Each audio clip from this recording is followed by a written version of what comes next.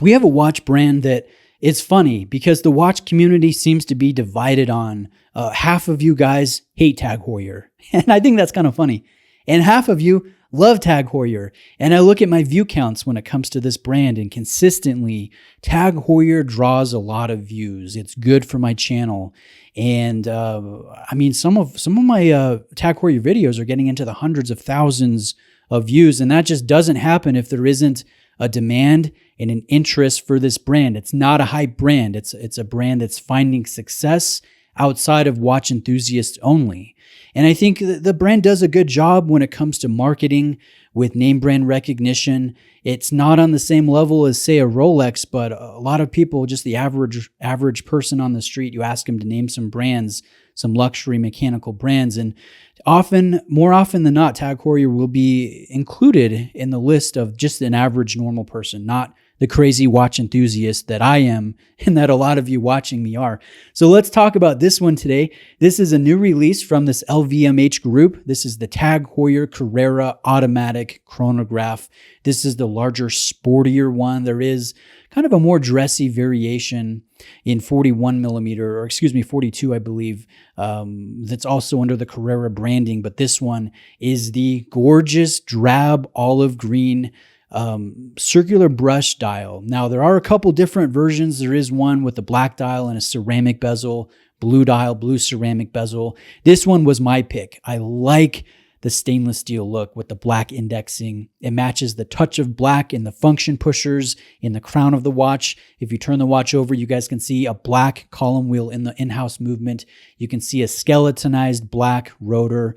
So it's a really interesting look. I think visually it's sharp, it's eye-catching, but it's not overtly blingy like some Breitlings end up being. It's not too in your face, if you catch my drift there. So let's start with the dimensions here. 44.1 millimeters of diameter, 49.5 overall lug-to-lug length, which I think is reasonable.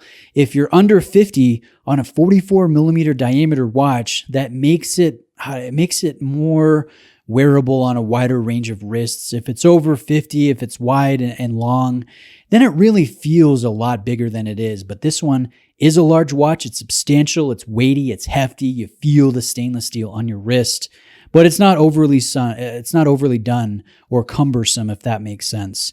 15 millimeters in height, 22 millimeter lug width, a 2.5 millimeter taper to 19.5 at the clasp, 100 meters of water resistance, no screw down crown, no screw down function pushers. And I will say that the bracelet really helps this watch. It helps accentuate the green here of the dial. And this is not your traditional sunburst or sun ray green application when it comes to the brushwork. This is circular brushed, which you really don't see that often. And I think it looks really good on this tri-compacts layout. The watch carries an in-house column wheel chronograph called the Heuer Caliber 02. This carries basically 168 components, 33 joules. It has an 80-hour power reserve. It beats at 4 hertz or 28,800 beats per hour. And again, it's a column wheel chronograph. And let me sample the actuation. It's one of the more satisfying actions that I've felt. You really get a nice response from the function pusher. There is no jump. There is no delay. I compare this to my cam lever actuation on my Lamania-based Moonwatch, and it's really night and day difference. The Tag has a more satisfying actuation and action to the chronograph, and that is thanks to the column wheel. So I like that. I like the fact that this is, this is in-house. This is dialed in. This is interesting. This is not your classic Valjoux that you see outside of a few different Lamania-based chronographs or Zenith calibers that are high beat and usually more expensive. So what are the negative elements here to this movement? This is a relatively new movement, and generally with new movements, you need like 10 years for it to really get all of the bugs worked out, the kinks ironed out, the upgrades placed in, before you can confidently say that this watch is supremely reliable. There's no known quirks. It's gonna, just keep ticking all of that stuff, that comes with time. And so I think the biggest negative element to this in-house movement is the fact that the winding mass, the skeletonized black rotor here, it's unidirectionally winding. It can move in either direction, yes, but it only winds the mainspring when it's moving in one direction. And for whatever reason, that type of architecture really accentuates that type of action. So sometimes when you move your wrist, you feel that rotor just going to town. It's dominant. It is very similar to the Valjoux 7750 wobble or the Miyota wobble if you're more familiar with that. That's present on this watch, and that can be a deal breaker for some because it's just too dominant. When you're spending over $5,000 on a watch, you don't necessarily want to be reminded that you're wearing something mechanical. You just want it to fly under the radar, just be stealth quality, if that makes sense. And this is not the case. You're reminded that you're wearing a mechanical watch from time to time. Some people love it. Some people hate it. Some people are ambivalent, and I would probably put myself in that last category. It is what it is. Doesn't bother me either way. We have a sapphire crystal here. The shape is double domed, so you get some nice distortions from oblique angles. I will say that this could do with better anti-reflective treatment. It is particularly distracting outside of natural light, and I think you guys will notice that here through the wrist shots, the wrist rolls that I'm editing in. You can see the reflection of the camera, the Canon that I'm using to film this. Let's go to the dial details now. Again, I mentioned we have the circular brush dial, which I really like. I really like the color play here. You get some drab, you get some olive green, you get some sun ray when it comes to the way the light reflects off of this brushing. I think it's dynamic. I love the fact that the registers are different sizes. They're sunken. Two of the main chronograph registers, not the running seconds hand, have concentric circle guilloche texturing, which is always nice to see. I like the fact that the handset is long, it's dominant, it's easy to read, and overall the visuals here are sharp, and I am partial to this green and the stainless steel bezel with the tachymeter scale or indexing, as opposed to the blue and the black that carry the ceramic bezels. I think those are nice, and obviously they're going to be more scratch resistant, but there's something about the green. It is really sharp looking. We have Superluminova C1. Let me give you guys that lume shot. It is nice. I will not complain about the contrast and daylight, the longevity, the potency. It could be better if this was BGW9, but you know what? It's a chronograph. I think it's good enough for the price. I'm not expecting dive watch lume here on this sport chronograph. Let's talk about some of the other detail work here. I like the applied Tag Heuer badge down below the double 12 applied marker. I like the fact that the watch is just simple and clean and well laid out and balanced. There is no date between the 4 and the 5 position or anything like that. I think overall, this is original when it comes to design language, which you guys know I really value as a watch enthusiast, but it's not perfect. I will say I did notice some dust or particulates here and there in the dial, probably more so than what's normal. You can particularly see it on the running chronograph seconds hand, especially on the counterbalance weight portion of it. And that's always disappointing when you're looking at a luxury watch. It happens from time to time. I don't know if it's a one-off or if it happens with the majority of this new release. I guess time will tell on that.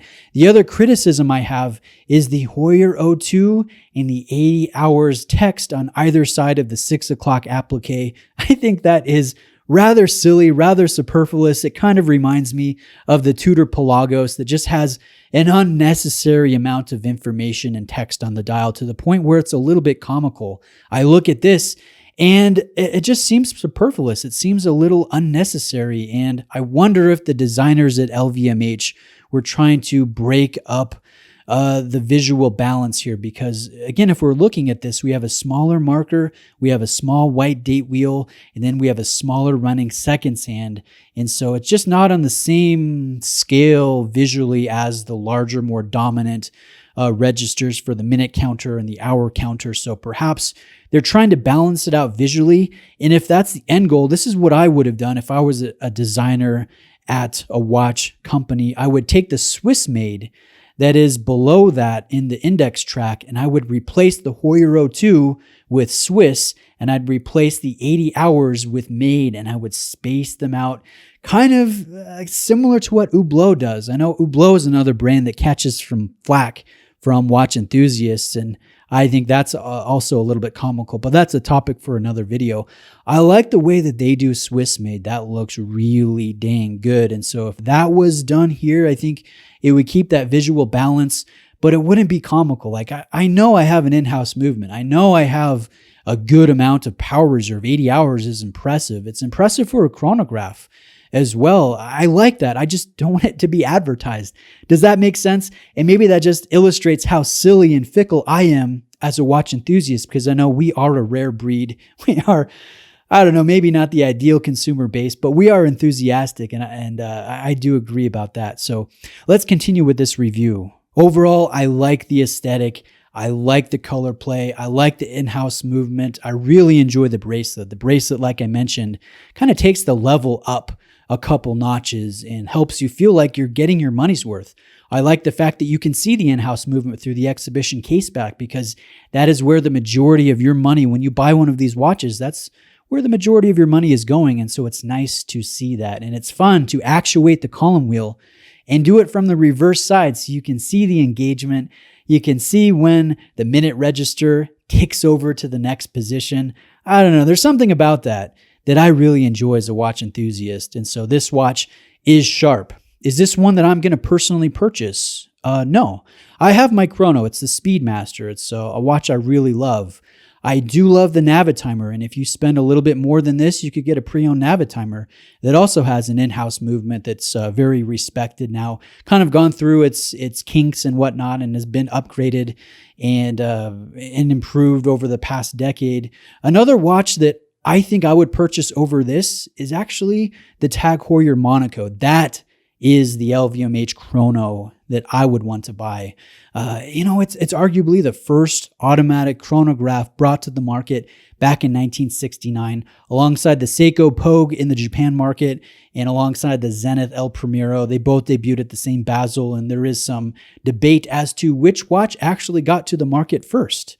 And I don't know the answer. I've heard different things from different sources, but I just like the history. I like the quirky design. I think it's fantastic. I do recognize it's not to everyone's taste. And I think this TAG Heuer Carrera Chronograph is a little bit more universal in its draw, in its sportiness, in its finish. It's not as in your face, if that makes sense. And that could be a selling point for you. So that concludes my presentation. Hopefully you found this helpful, informative, interesting. Let me know what you think of the Carrera Chronograph.